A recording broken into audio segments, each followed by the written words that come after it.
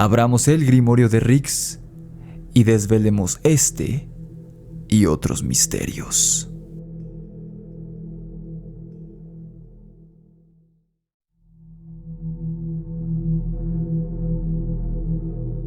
El monte Shasta, al norte de California, es uno de los sitios más enigmáticos de los Estados Unidos y, de hecho, uno de los más enigmáticos de todo el mundo. Desde la época de los indígenas nativoamericanos, antes de la colonización europea en este territorio, ya se contaban historias muy interesantes sobre dioses y criaturas que habían caído del cielo y que desde entonces habitaban en las entrañas de las montañas de este sistema en California. Desde hace varias décadas, el monte Shasta se ha convertido en un lugar bastante temido por aquellos que disfrutan de los temas de misterio y de horror, y sobre todo, se volvió un sitio de gran interés para una persona en específico debido a la misma razón. Esta persona es David Paulides. La razón por la que este exagente del FBI se ha interesado tanto en este sistema montañoso de California es debido a la muy elevada tasa de desapariciones inexplicables que se presentan en este lugar. Si ya llevas un tiempo siguiendo este programa, seguro te sonará conocido el nombre de David Paulides. En caso de que no lo conozcas, este investigador serio es el encargado de investigar el fenómeno conocido como Missing 411, el cual busca descubrir qué ocurre con las miles de personas que desaparecen al año en los Estados Unidos de manera inexplicable, principalmente en bosques y reservas nacionales. Recuerda, cuando digo desapariciones inexplicables, me refiero a desapariciones de personas que son archivadas por los miembros del FBI y por los cuerpos de policía y guardabosques de los Estados Unidos, pues se trata de casos cuyas víctimas no dejaron una sola pista que pudiera dirigir a su paradero. En el lugar de la desaparición no se encuentran restos de sangre, prendas de ropa, huellas, ni nada que pueda explicar si la persona desapareció debido a un secuestro, al ataque de un animal salvaje, o si se perdió en el bosque o si sufrió un accidente.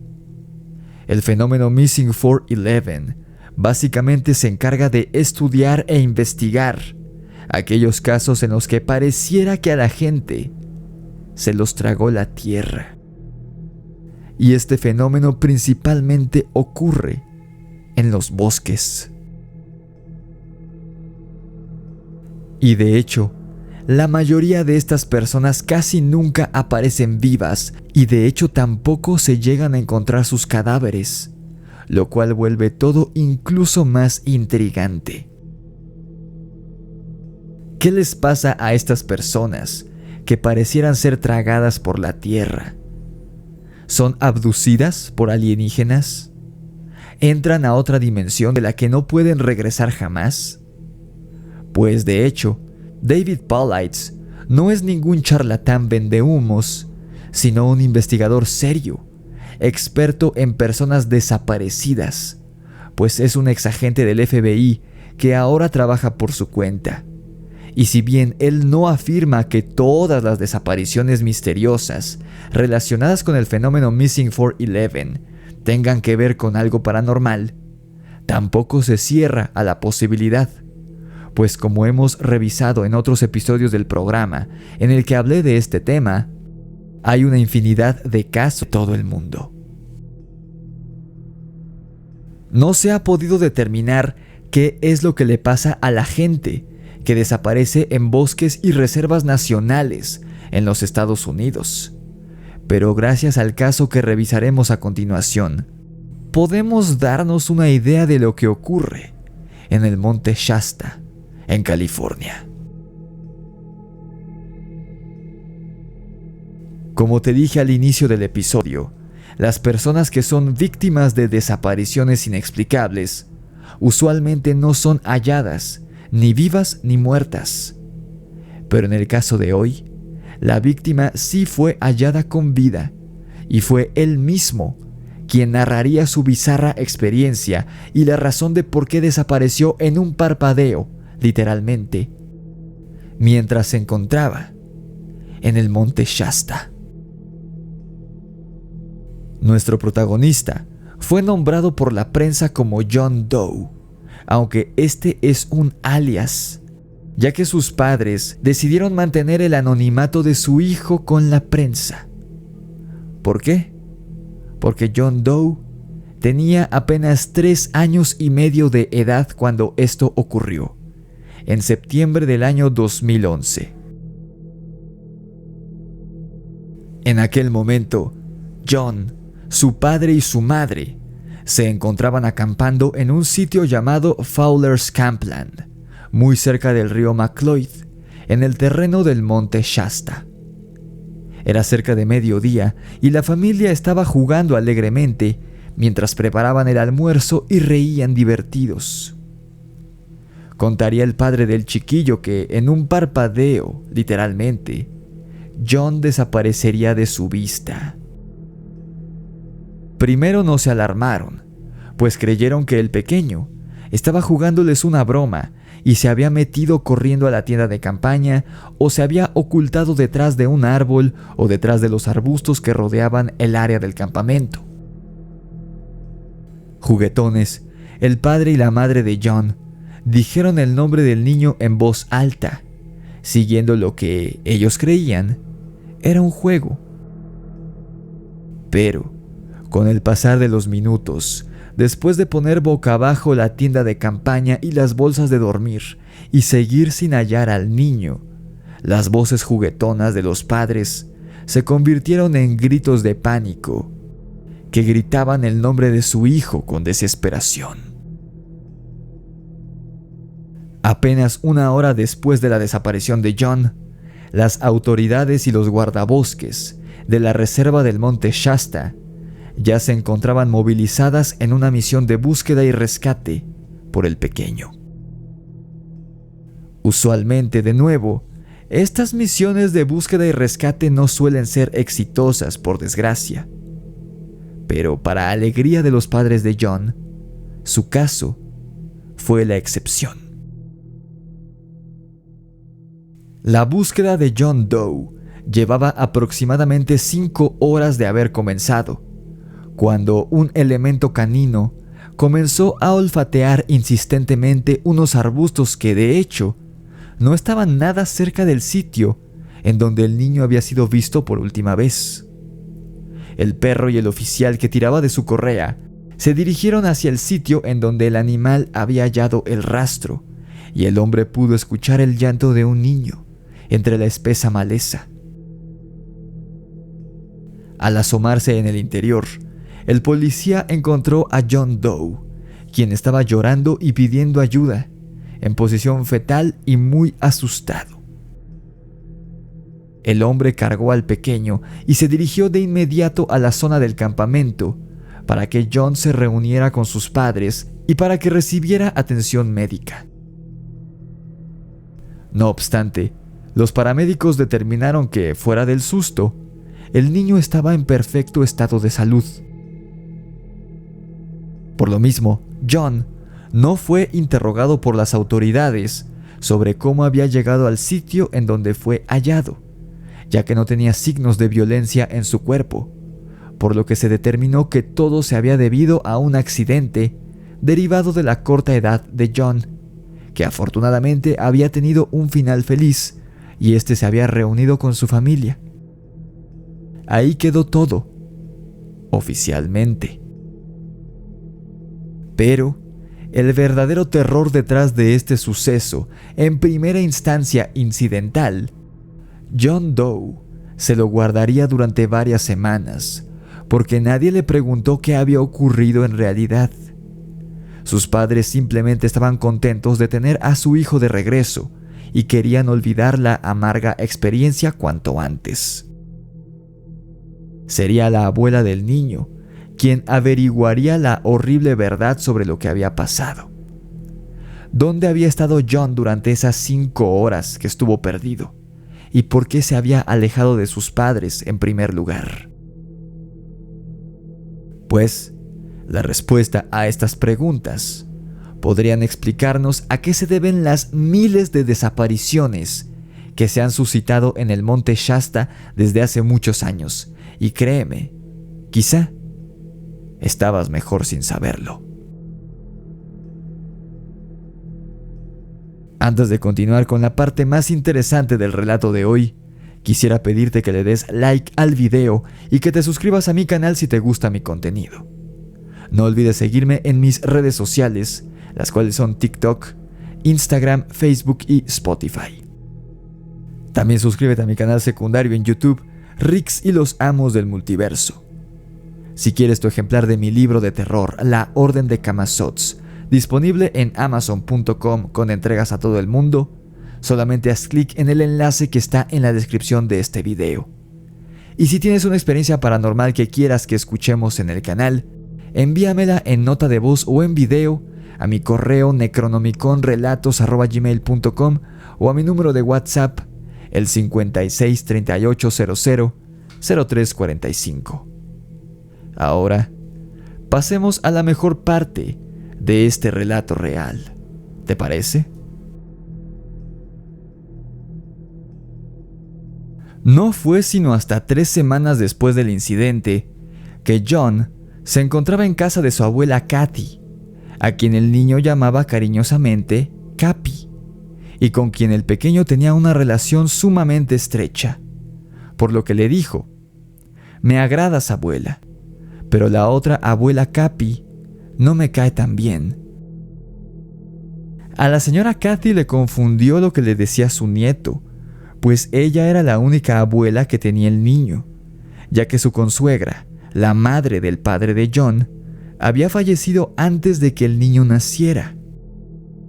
Por eso, la abuela le preguntó a John a qué se refería, y fue entonces que el niño le narró los macabros sucesos transcurridos durante las 5 horas que estuvo perdido en el monte Shasta. Resulta que, mientras jugaba con sus padres, John vio a la otra abuela Capi aparecer entre los árboles, haciéndole una seña con la mano para que viniera hacia ella. Obviamente, John, al verla de lejos, creyó que se trataba de la abuela original, por lo que se alejó del campamento y de sus padres para ir con su falsa abuela. La mujer tomó al niño de la mano y lo llevó por un camino desolado, rodeado de maleza, hasta llegar a una cueva en la que los dos ingresaron. Pero ella era un robot, abuela Capi, uno idéntico a ti, con tu rostro y con tu cuerpo, le dijo el niño a la señora. La pobre mujer estaba cada vez más confundida con el relato que le estaba contando John. Y por más fantasioso y surrealista que el relato sonara, la anciana mujer podía ver en los ojos del pequeño un miedo y una inquietud genuinas, lo cual le indicó que John no estaba mintiendo. Pero otra cosa que no comprendía era por qué el pequeño se había ido con aquella mujer que había emergido del bosque, si obviamente no era ella, pues ella se había quedado en su casa y no había acompañado a la familia al viaje. Y John sabía esto. El niño no era ningún tonto, y le habían enseñado muy bien a no hablar y mucho menos a no irse con desconocidos. Además, Kathy y John pasaban tanto tiempo juntos y eran tan cercanos que ella estaba segura de que él habría podido reconocerla de entre millones de ancianas en el primer intento. «¿Entonces esa mujer tenía mi rostro?», le preguntó Kathy al niño, con mucho cuidado de no sonar como que desestimaba su historia, para no perder su confianza, pues quería escuchar el resto del relato, creyendo que su nieto había sido víctima de algún abuso. «Sí, era un robot», respondió el niño. ¿Y qué es un robot? Dime, le dijo la anciana, solo para confirmar que John no estuviera confundiendo términos o diciendo algo cuyo significado de plano desconocía. Un robot es algo que está hecho de metal y que tiene un control remoto, fue la corta pero precisa respuesta de John. ¿Y cómo sabes que esta mujer era un robot, John?, le preguntó intrigada Kathy a su nieto, ahora que estaba segura de que el niño sabía de lo que estaba hablando. Me di cuenta porque su piel brillaba como el metal, abuela Capi. La piel de las personas no brilla así. La respuesta de John hizo que un escalofrío le recorriera la espalda a Kathy, sin saber por qué realmente. En su mente, la mujer iba conectando los puntos y no le gustaba para dónde iba. El niño le dijo también que en el interior de la cueva había mochilas de campistas, objetos e incluso armas tiradas en el suelo, todo lleno de telarañas y de polvo, como si todo aquello llevara mucho tiempo ahí sin ser movido. John dijo también que él y la abuela robot no estaban solos en la cueva, pues cerca de las paredes de esta había otros robots que parecían personas, inmóviles, como si estuvieran apagados. La abuela le preguntó a John a qué se refería con esto, y el niño le explicó que estos robots, que también lucían como personas, se encontraban inmóviles por completo, simplemente ahí parados, con los ojos abiertos, pero con gestos muy extraños en sus rostros, como si su piel fuera de goma y se estuviera derritiendo. La abuela se imaginó la grotesca escena y pensó en el rostro de un ebrio que intenta sonreír o hacer un gesto de compostura, pero le es imposible, ya que ha perdido el control de sus sentidos y sus acciones debido a las sustancias que consumió. ¿Y qué pasó después con la robot, John? ¿Por qué te dejó ir de la cueva?, le preguntó Kathy, ya más preocupada que nunca. El niño le dijo que la abuela robot había sido amable hasta que hizo que él se recostara en el suelo y ella le examinó el estómago. Eso no le gustó al pequeño. Después, lo obligó a que defecara en lo que el niño describió como, y cito, un papel pegajoso, pero el pequeño no pudo hacerlo. Fue en ese momento que la extraña mujer que había robado el aspecto de su abuela lo sacó de la cueva y lo dejó en el sitio en donde lo habían hallado los elementos de búsqueda y rescate. La abuela Kathy quedó extremadamente aterrorizada con la historia de su nieto, y es que incluso hubiera preferido que aquella mujer fuera un criminal, pero ella sabía que ésta ni siquiera era humana. Uniendo los puntos, la mujer logró comprender todo y casi le da un infarto. Y es que resulta que la señora Kathy había estado acampando con una amiga suya en el mismo sitio en el que John desapareció 2 semanas antes del incidente. En algún momento de este viaje, Kathy salió a dar un paseo ella sola, sin la compañía de su amiga, y mientras daba el paseo, tropezó y perdió el conocimiento. Cuando la mujer despertó, Kathy estaba tirada en el suelo, boca abajo, y sentía un ardor en la nuca. Al volver al campamento con su amiga, se revisó y vio que tenía una herida no muy grande, de forma circular, como un agujero, precisamente en la nuca. La mujer se sentía bien, pero la herida sí lucía algo seria y extraña. No obstante, al final, ella y su amiga dedujeron que la habría picado una abeja o un mosquito muy grande, mientras ella estuvo inconsciente en el suelo después de haber tropezado, así que no le dieron importancia. Pero ahora, tras escuchar el relato de John, la señora Kathy llegó a una conclusión que, por más surrealista y sacada de una película de ciencia ficción sonara, parecía ser real. Al parecer, algo seres no humanos habitaban en las cuevas del monte Shasta y habían absorbido su ADN o algo así durante el tiempo en el que ella estuvo tirada inconsciente en el suelo. Por eso la herida en forma circular en su nuca, porque le inyectaron o le conectaron algo al cuello mientras estaba inconsciente. De esta forma, estos seres pudieron copiar el aspecto exacto de su rostro, su cuerpo e incluso de su voz, logrando un doble casi perfecto de ella, a excepción de la piel brillante de aspecto metálico que le había descrito John. Y de esta forma, pudieron engañar al pequeño que, por un golpe de suerte y gracias a su incapacidad para defecar en público, salió ileso de aquella cueva y pudo regresar con sus padres sano y salvo. Hay varias preguntas que quedan sin responder en este relato. ¿Cómo sabían estos seres que el nieto de Kathy estaría en el monte Shasta cuando robaron la información genética de esta? Ellos mismos habrán orquestado el hecho de que el niño fuera al lugar con sus padres de alguna manera. ¿Por qué necesitaban examinar al niño y por qué a John en específico? ¿Por qué lo dejaron ir sin chistar, sano y salvo? ¿Estos seres que John vio en la cueva en realidad eran robots? ¿O eran extraterrestres o seres cambiaformas? ¿Cuál era su propósito?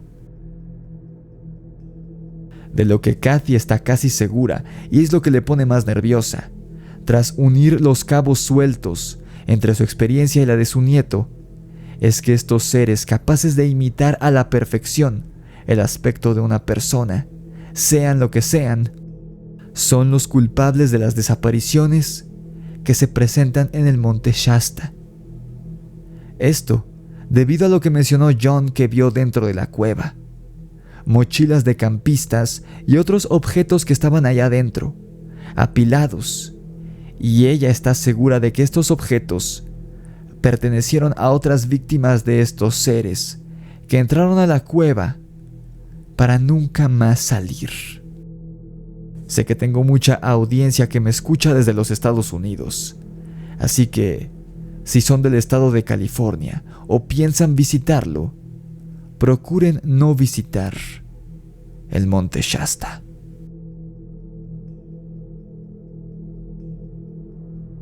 ¿Tú qué piensas? ¿Qué crees que hayan sido estos seres y cuál era su propósito? Comenta tu opinión abajo en la caja de comentarios. No olvides dejar tu like y compartir este episodio con todos tus conocidos amantes del terror y del misterio. Si aún no lo has hecho, suscríbete a mi canal y activa la campana de notificaciones para que YouTube te avise cada vez que subo un nuevo video. Sígueme en TikTok, Instagram, Facebook y Spotify. Y suscríbete a mi canal secundario en YouTube, Rix y los Amos del Multiverso. Si quieres tu ejemplar de mi libro, La Orden de Camazotz, disponible en Amazon con entregas a todo el mundo, solamente haz clic en el enlace que aparece en la descripción del video. Y si quieres que escuchemos tu experiencia paranormal en el podcast, envíamela en nota de voz o en video a mi correo necronomiconrelatos@gmail.com o a mi número de WhatsApp, el 56 38 00 0345. Esto fue El Grimorio de Rix y los seres que habitan en el monte Shasta. Nos vemos en la oscuridad.